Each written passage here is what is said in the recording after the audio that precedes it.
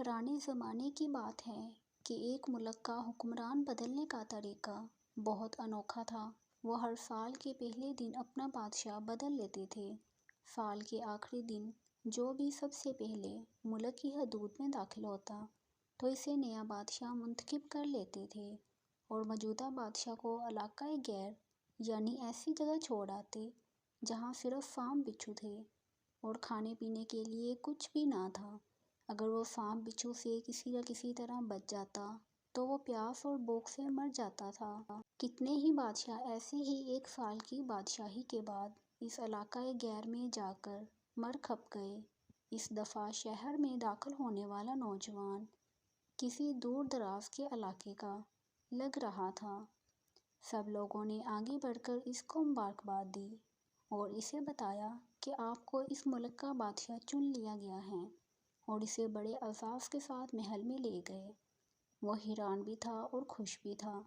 تخت پر بیٹھتے ہی اس نے پوچھا کہ مجھ سے پہلا بادشاہ کہاں گیا؟ درباریوں نے اس ملک کا قانون بتایا کہ ہر بادشاہ کو سال بعد جنگل میں چھوڑ دیا جاتا ہے۔ بادشاہ نے اچھی طرح اس جگہ کا جائزہ لیا اور واپس آ گیا۔ اگلے دن اس نے سب سے پہلا حکم دیا کہ محل سے علاقۂ غیر تک ایک سرسبز و شاداب راستہ بنایا جائے اور اس کے بیچوں بیچ ایک ایسی رہائش تعمیر کی جائے جس میں ہر قسم کے سہولت ہو اور اس کے ارد گرد خوبصورت باغات لگائے جائیں۔ بادشاہ کے حکم پر عمل ہوا اور وہ تعمیر شروع ہو گئی۔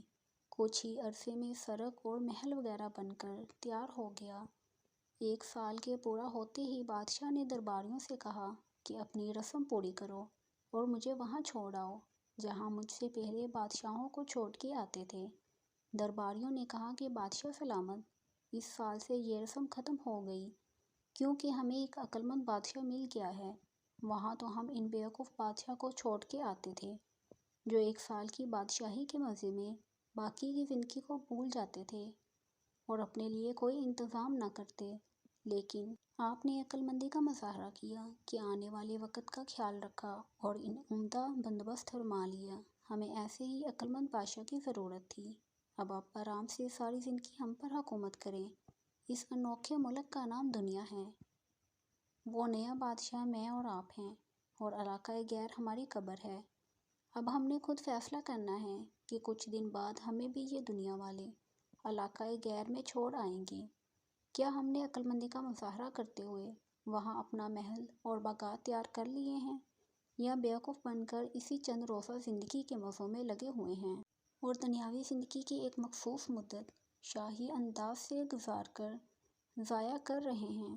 ذرا سوچیں کہ آج ہمارے پاس ابھی بھی کرنے کے لیے بہت کچھ ہے، لیکن ایک وقت ایسا آئے گا کہ پھر پچھتانے کی مہلت بھی نہیں ملے گی۔ اللہ ہم سب کو اپنی آخرت کی تیاری خوب سچی فکر کرنے کی ہمت اور توفیق عطا فرمائے۔ آمین ثم آمین۔ اگر آپ نے اس سٹوری سے کچھ سیکھا تو کمنٹ باکس میں لازمی کمنٹ کیجیے گا۔ مجھے آپ کے کمنٹ کا انتظار رہے گا۔ خدا حافظ۔